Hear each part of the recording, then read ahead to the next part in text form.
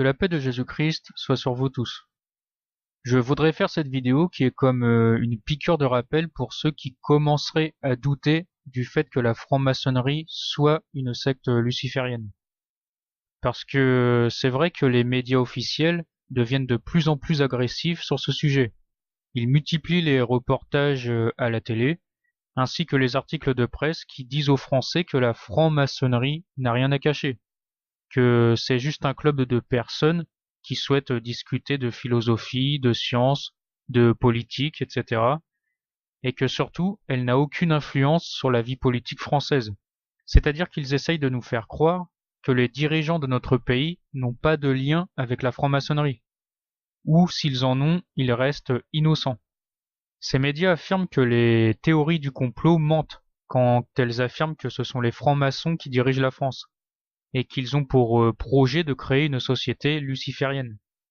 D'après ces médias, les théories complotistes mentent aussi quand elles disent que la franc-maçonnerie combat le christianisme, et plus particulièrement l'Église catholique. Alors bien sûr, je ne dis pas que tous les francs-maçons sont lucifériens. La plupart ne savent pas ce qui se passe au degré supérieur. Ce sont des gens comme vous et moi qui sont entrés en franc-maçonnerie pour des raisons culturelles, intellectuelles, mais aussi pour certains d'entre eux par intérêt. On va dire que 95% des francs-maçons ne savent pas qui se trouve en haut de la pyramide, c'est-à-dire Lucifer lui-même. Seuls les grands maîtres sont dans la confidence et connaissent le vrai but de la franc-maçonnerie. Bref, pour appuyer tout ce que je viens de dire, je vais vous partager le témoignage d'un ancien franc-maçon qui se nomme Serge Abad Galardo. Il donne régulièrement des conférences et il a aussi écrit des livres pour parler de ce qu'il connaît de la franc-maçonnerie.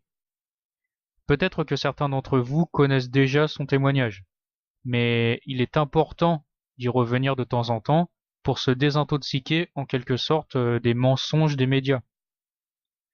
Serge Abad Galardo a passé plus de 24 ans au sein de la franc-maçonnerie, où il a atteint les plus hauts grades.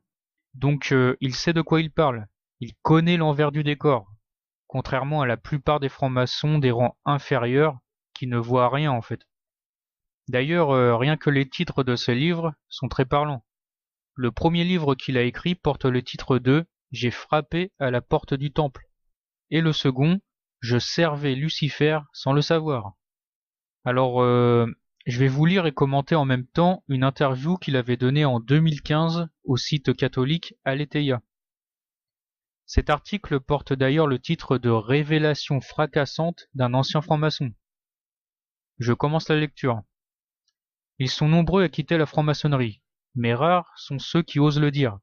C'est le cas de Serge Abad Galardo, architecte français âgé d'une soixantaine d'années. Il a passé 24 ans au sein d'une des obédiences les plus importantes de France, celle du droit humain, une émanation du Grand Orient de France. Bon déjà, rien que le nom, le droit humain, on comprend que pour ces francs-maçons, c'est l'homme qui est au centre de tout, et non plus Dieu. Le but de la franc-maçonnerie est bien entendu de faire en sorte que l'homme devienne son propre Dieu, en rejetant toutes les valeurs morales chrétiennes. Je continue. Son livre, J'ai frappé à la porte du temple, édition Pierre Tecky, sous-titré Parcours d'un franc-maçon en crise spirituelle, et le témoignage passionnant des années que l'auteur a passées dans la franc-maçonnerie, après sa conversion au christianisme. Il était déjà baptisé, mais s'était éloigné de l'Église. Il a compris que la religion catholique et l'idéologie maçonnique étaient incompatibles, et a décidé d'en sortir. Le processus de son retour à la foi a été long et semé d'embûches. Première question du journaliste. Pour quelle raison êtes-vous entré dans la franc-maçonnerie? J'avais l'âge et la situation sociale idéale pour être franc-maçon, à 33 ans. J'étais haut fonctionnaire municipal, en tant que directeur de l'urbanisme. À cette époque, je m'étais éloigné de l'église et ma foi était bien tiède. Un ami que je ne savais pas franc-maçon m'a proposé d'y entrer. J'étais curieux de découvrir les prétendus secrets de cette organisation. Donc là, direct, ça me fait penser que les francs-maçons ne prennent pas n'importe qui parmi eux. Ceux qui montent haut dans les grades ont souvent des profils intéressants. Lui, par exemple, était haut fonctionnaire, comme il le dit lui-même, et c'est comme ça qu'ils arrivent à imposer leur vision du monde, car ils enrôlent parmi eux des gens influents. Et ça va bien sûr jusqu'aux hautes sphères du pouvoir, comme le prouve Macron, qui est lui aussi franc-maçon, ou Hollande avant lui. L'État français est complètement infiltré par les francs-maçons. Donc ensuite, le journaliste lui demande: quand avez-vous commencé à prendre conscience de ces aspects dérangeants? Au début, certaines paroles du rituel maçonnique, rite écossais ancien et accepté, m'ont fait reconnaître des liens entre la franc-maçonnerie et l'Église. À titre d'exemple, dans le rituel d'initiation, on retrouve des phrases comme cherchez et vous trouverez ou frappez et l'on vous ouvrira, qui sont extraites des évangiles. Mais petit à petit, je me suis rendu compte que le sens que l'on donnait à ces versets n'avait plus rien à voir avec l'esprit du Nouveau Testament.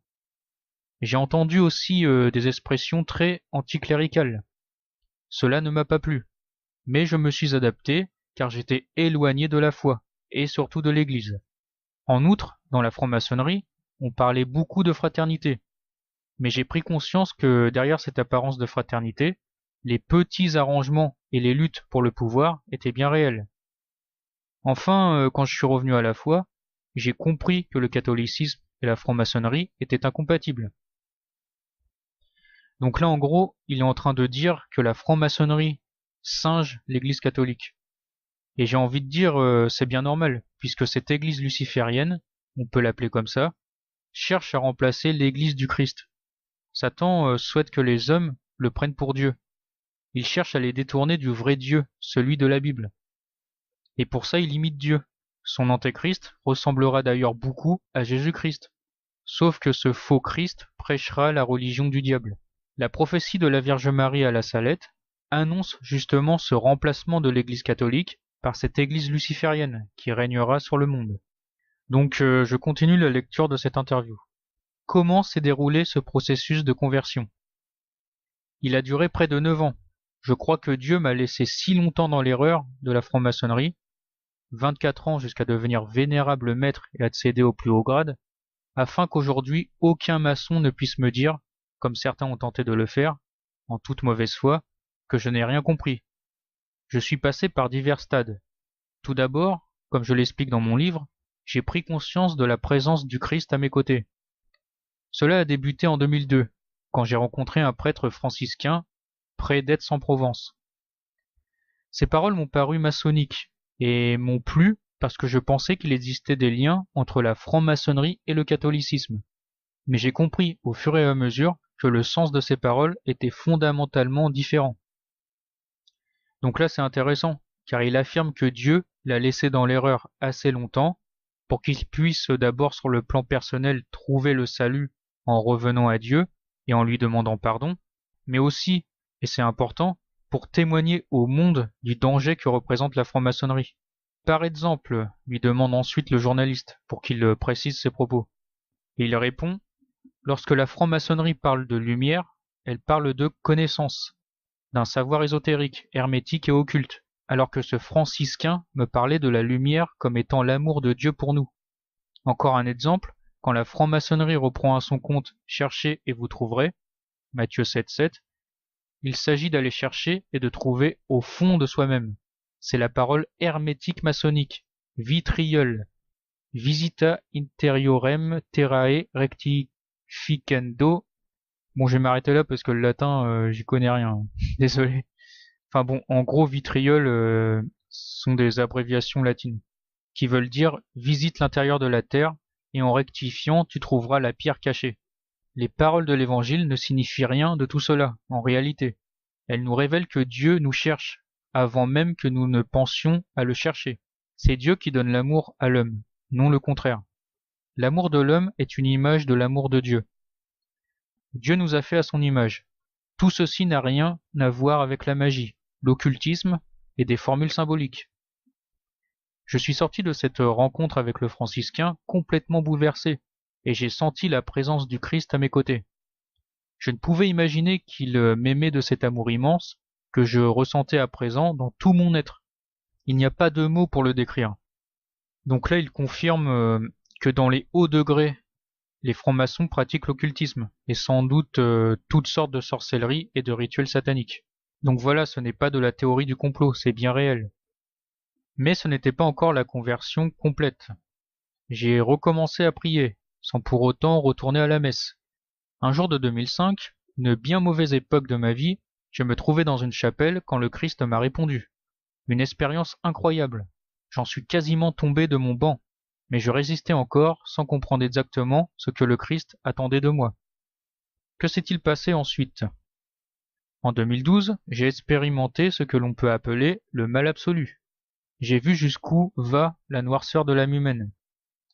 Par la sorcellerie et la magie, j'ai constaté la présence du diable et son œuvre maléfique dans une vie. Voilà, c'est ce que je disais. Les grands maîtres francs-maçons sont des satanistes purs et durs. Cela peut paraître incroyable, et je n'ai pas d'autre choix que de raconter les choses telles qu'elles se sont passées. Le monde s'est refermé sur moi. En quelques mois, j'ai perdu mon emploi, un bon salaire, la maison où nous habitions, mon voilier de 12 mètres, ma voiture de sport, mes amis. Je me sentais totalement perdu et ne trouvais plus de repères dans la franc-maçonnerie. Personne ne vous y explique pourquoi le mal existe, dans le monde par exemple, ni comment le combattre. L'idée m'est venue de faire une retraite quelques jours à l'abbaye de la Grâce. Là-bas, devant le Christ en croix, je me suis mis à pleurer et me suis rendu compte que ce Christ pleurait avec moi. Cet amour fut comme une lumière. J'ai passé une semaine avec les moines et mon cœur s'est ouvert totalement à l'amour du Christ. Donc là, Dieu lui a fait subir ce qu'on appelle en théologie une nuit de l'esprit. Il est mort en quelque sorte à lui-même, en perdant tout ce qu'il possédait. Et à la fin, il ne restait plus que le Christ, qui lui a fait comprendre que seule la foi en Dieu pouvait le sauver. Tout le reste est dérisoire. Et là aussi, on voit bien que le pouvoir de Satan, donc avec la magie, la sorcellerie, etc., mène les gens droit au désastre.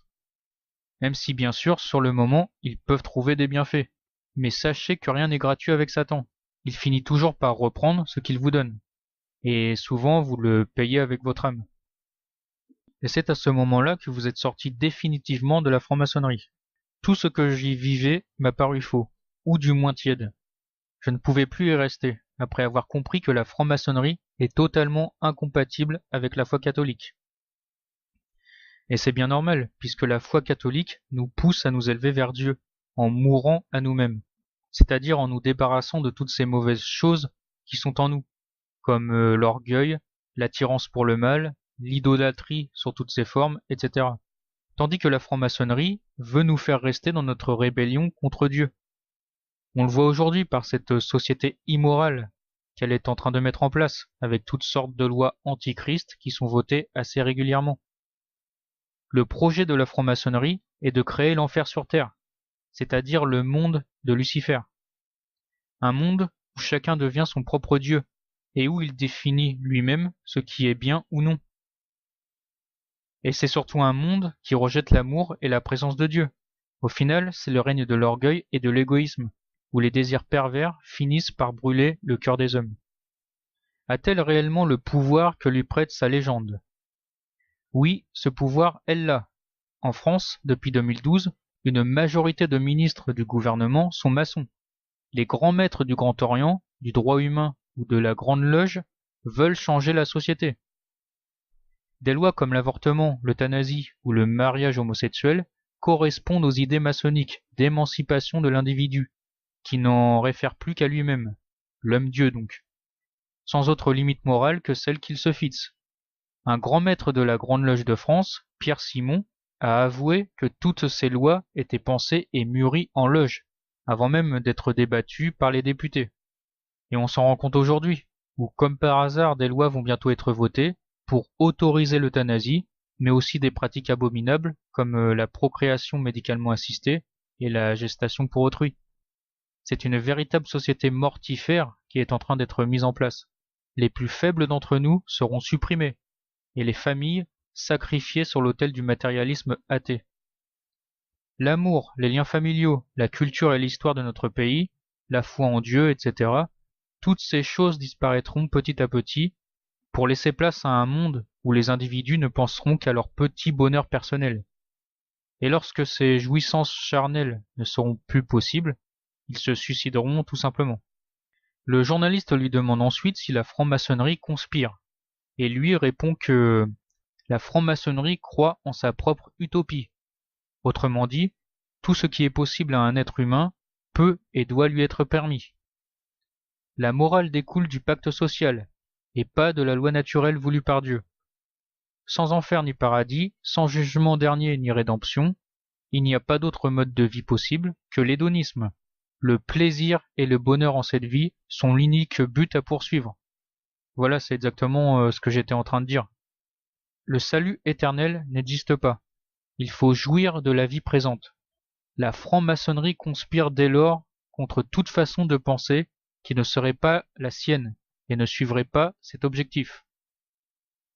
Et ça, on le voit aujourd'hui, avec cette dictature de la bien-pensance qui se durcit, avec la loi sur les fake news, par exemple, qui est envisagée par Macron, pour lutter contre les sites dissidents qui combattent justement cette idéologie franc-maçonne. Dans une autre interview donnée récemment, Serge Abad-Galardo affirme que Satan n'a pas besoin qu'on lui rende un culte afin de parvenir à ses fins. Tout ce qu'il doit faire est d'éviter que l'homme suive Jésus. L'influence luciférienne est subtile. Il ne s'agit pas d'un culte direct à Lucifer. La franc-maçonnerie n'est pas une église satanique. Je cite cependant nombre de planches maçonniques louant explicitement Lucifer. Enfin, il existe dans certains hauts grades des signes lucifériens que je décris. De même, l'ésotérisme, l'hermétisme, l'occultisme, qui fondent les rituels maçonniques, sont des pratiques proprement sataniques. Nombre d'écrits que je cite glorifient explicitement le serpent de la Genèse, en tant que libérateur de l'humanité, comme l'Antéchrist qui sera le sauveur du monde, enfin le faux sauveur. On ne peut donc être plus clair, la franc-maçonnerie, toute obédience et rite confondus, est bien luciférienne. Voilà, je conclurai là-dessus. J'espère que ce petit partage vous a intéressé et qu'il a même permis d'enlever les doutes que certains pouvaient encore avoir à propos de la franc-maçonnerie. Je vous remercie pour votre soutien et que Dieu vous bénisse.